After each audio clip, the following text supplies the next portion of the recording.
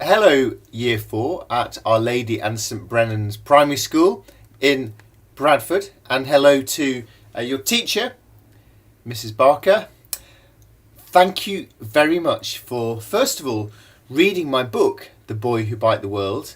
My name's Alistair Humphreys. I wrote the book, and I also spent 4 years cycling around the world on my own big adventure.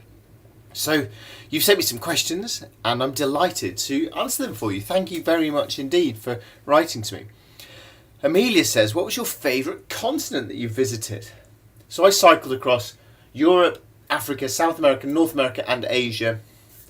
It's quite hard to choose a continent, but I think I would say Asia for the food, South America for the landscapes, North America for the fun, easiness, Europe for the variety of countries and cultures, and Africa for the exciting adventure and the huge variety of it as well. I think particularly I loved Africa because it was the first continent I cycled down, and that maybe made it more exciting and fresh and wild and unusual and surprising. So it's a hard choice, but that's what I'm going for.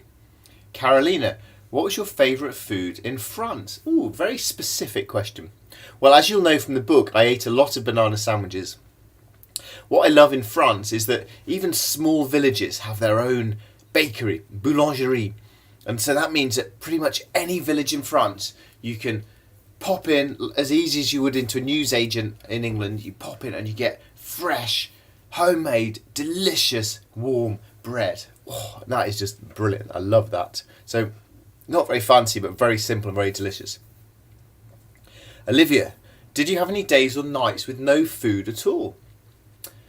Yes, occasionally. I would run out of food, and maybe I'd have to then keep going for the rest of the day to get to somewhere where I could get it.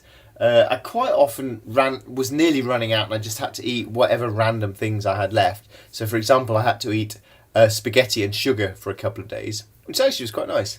And then I quite often got really, really, really hungry, not actually completely running out, and then someone would kindly give me something. Maybe a lorry would stop and give me some bananas, or in Alaska, a car stopped and gave me a takeaway pizza. How kind and amazing was that?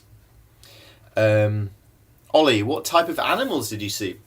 Well, travelling around the world, seeing animals is one of the best bits. So in Africa, I saw all the wild animals you'd expect there. Elephants and lions and crocodiles and giraffes. And then I sailed across the Atlantic Ocean and saw whales and dolphins. And then in South America, I saw alpacas and llamas and vicuñas, which are kind of like alpacas. In North America, I saw grizzly bears and brown bears. So yeah, wildlife was a brilliant part of the journey. Alfie, what was the toughest language that you had to learn? Whew. I think probably I'd choose Chinese as being really hard because it has a different script to ours, a different alphabet. That makes it really hard. And also the areas in China I was going through, the countryside areas, there weren't people who could speak English, so I couldn't really learn from those people. So I found that a really hard country to communicate in. Romeo, how much did your bag weigh when you were cycling? Well, I had bags, they were about this sort of size, rucksacks, light rucksacks, on the front wheels and on the back wheels, and another bag with my camping gear in. And then I also had to carry food and water. So water's really heavy. Sometimes I'd have to carry 17 litres of water, that's 17 kilograms. Sometimes I had to carry food for 10 days, that's pretty heavy. So I don't know exactly, but I could lift the bike up like that if I needed to carry it over a fence or something. But occasionally, it was so heavy I could only just lift it a tiny bit off the ground. So it did get really heavy. Tallulah says, which country was the warmest and which country was the coldest? Hottest, Sudan, 45 degrees. Probably also Uzbekistan and Turkmenistan were about that heat. Coldest, Sudan. Sorry, not Sudan. Coldest, Siberia, Russia, minus 40 degrees. That is very cold. Olivier says, why did you want to bike around the world? I wanted adventure, I wanted to have fun, I wanted excitement, I wanted to go places I'd never been before and see things far away from the town where I grew up. I wanted to try and do something difficult and see if I could have the resilience to keep going and do something hard. And I also wanted to be a writer, so I needed a story to write. And that's what I did. So thank you very much then to all of you guys for reading my book. It's really nice once you've written it to know someone actually reads it.